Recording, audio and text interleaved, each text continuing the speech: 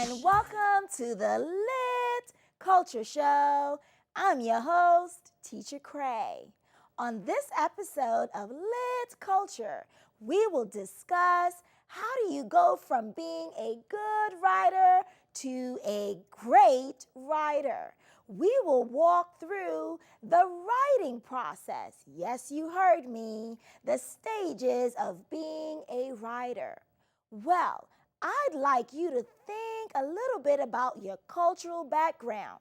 Are you ready? Do you remember the elements of culture? Let's go through them quickly. Yes, your culture involves the country you were born in. What else is culture? Culture is also the country where you reside. Yes, culture is also your cultural celebrations, your traditions. Culture is your music, your dialect, your language, your art, your dances. Yes, that is cultural heritage. So, in order to be a great writer, you pull from your cultural background. You pull from those special and magical experiences connected to your culture. So are you ready? Get ready, because we are going to learn how to be not good writers, but great writers on this episode of LiT Culture with Teacher Cray. Greetings. Welcome back to LiT Culture. I'm your host, Teacher Cray. Now, in this segment, we will talk about the ways in which you can become a great writer.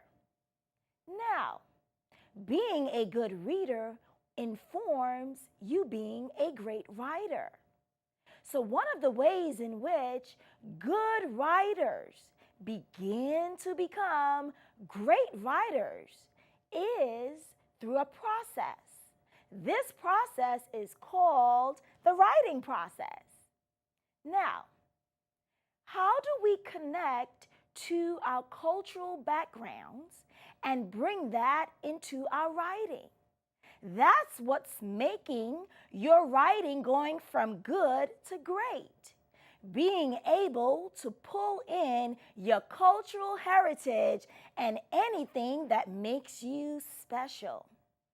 So, we've talked about the book I wrote, Honeydew's Carnival Fever, and how it really is a fictional story, but based on fact. How so? Well, I'm Teacher Cray, and where am I from? The beautiful island of Antigua in the Caribbean. And my main character, Honeydew, goes to Antigua to visit her family.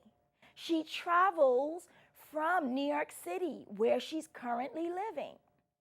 And she goes to Antigua to experience her cultural heritage and traditional celebration called Carnival.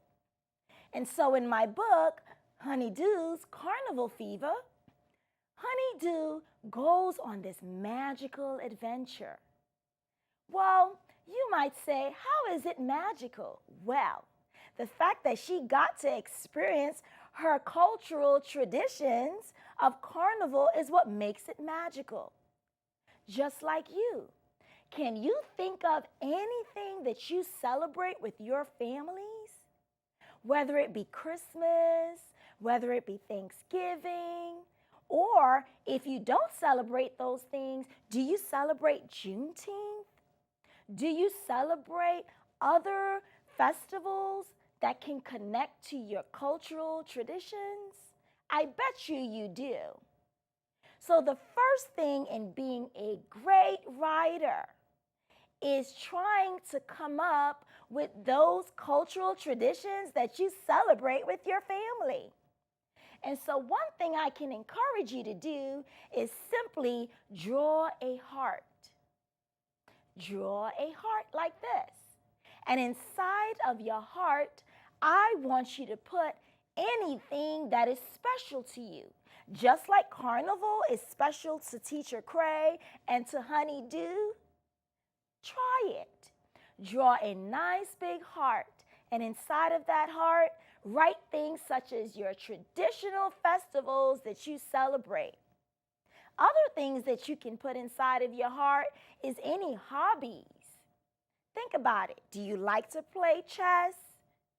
Do you like to collect colorful stones? It doesn't matter really. Anything that is special to you, you put inside your heart. You also think about the people that is special to you. Your parents, mom or dad, aunts or uncles, cousins, anything. Put them and their names inside your heart. Another thing you can add into your heart is the type of music you enjoy. So in my heart, you'll see I've put, oh, I love gospel music. I love cultural music that connects to my heritage, like soca, calypso, and reggae. I also like rap music, so I'll put that in my heart. You try. Put anything that relates to music, could be dancing. Put those in your heart as well. You see, what we're doing is the beginning stage of being a great writer. See, great writers need to take the time to think about anything that they treasure, anything that they value. So far we've added to our hearts cultural festivals or traditions we celebrate. We've added to our heart anything related to music that we enjoy. Now let's go further.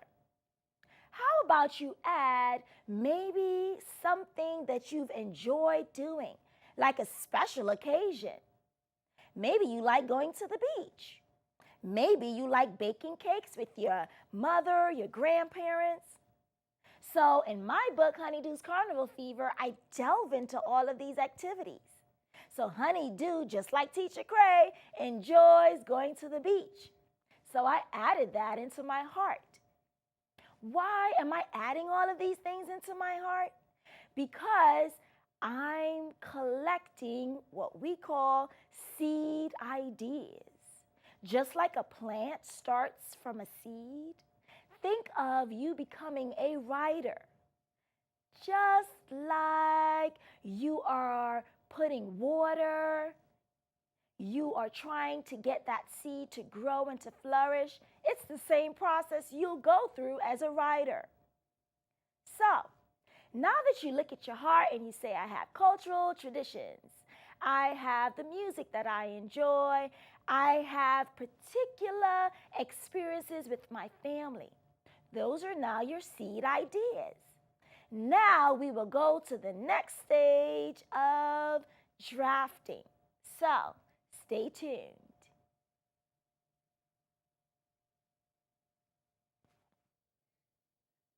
Welcome back to this segment of the LiT Culture Show.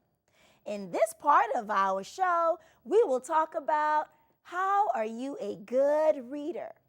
So, good readers, as they read, acknowledge the point of view of the story. How do you do that? If you notice words such as I, we, our, that means the point of view is from the main character.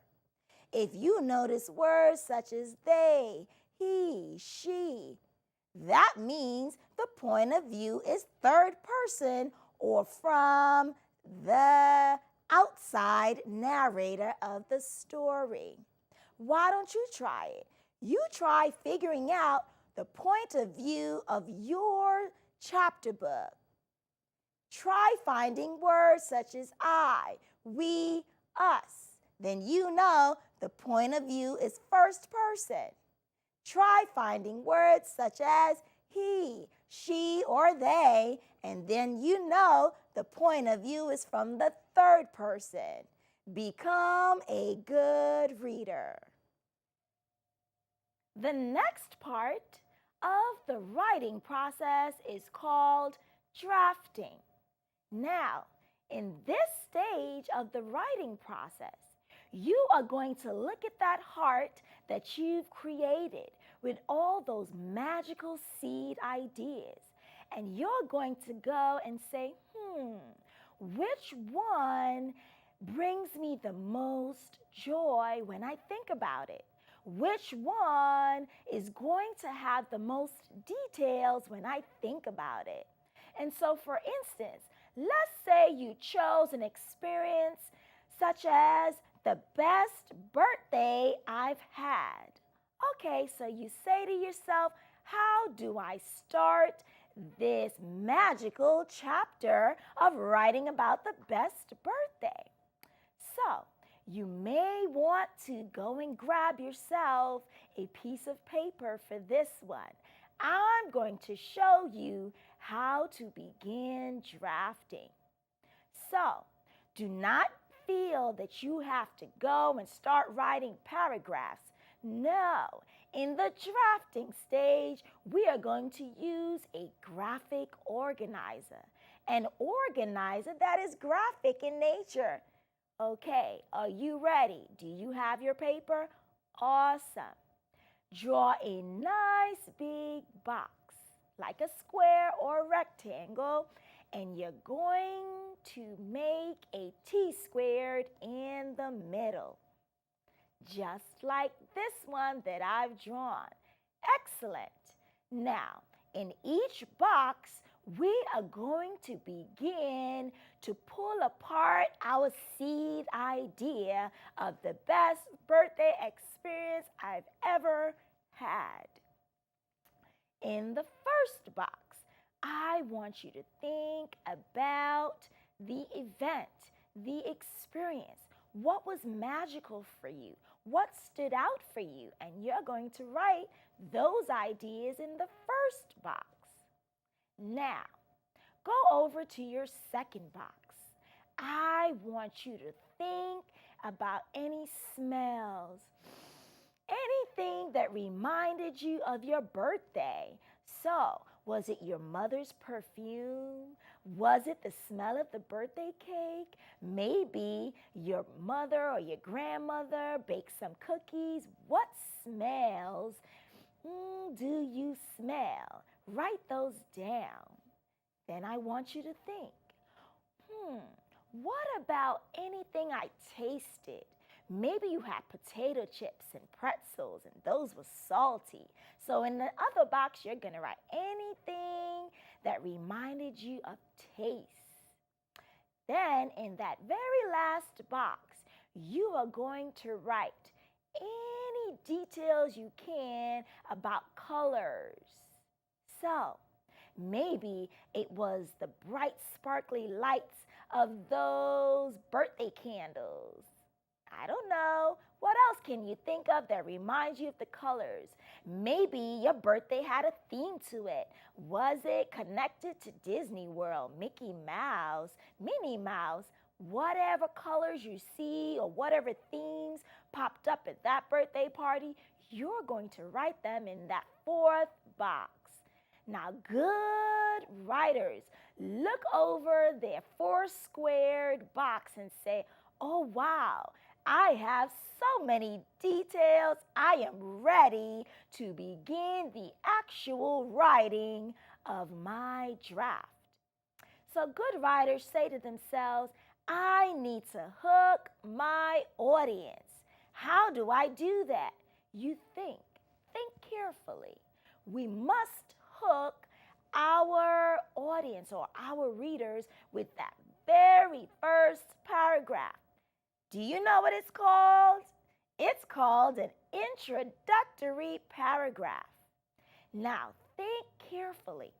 How can you hook your reader? So, if it's about you and it's something you love and enjoy, like your birthday, you can start with a question.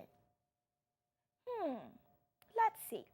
You can say something like, Do you know what it feels like to have your family travel across the Caribbean Sea just to come and spend a wonderful birthday with you? Well, I do.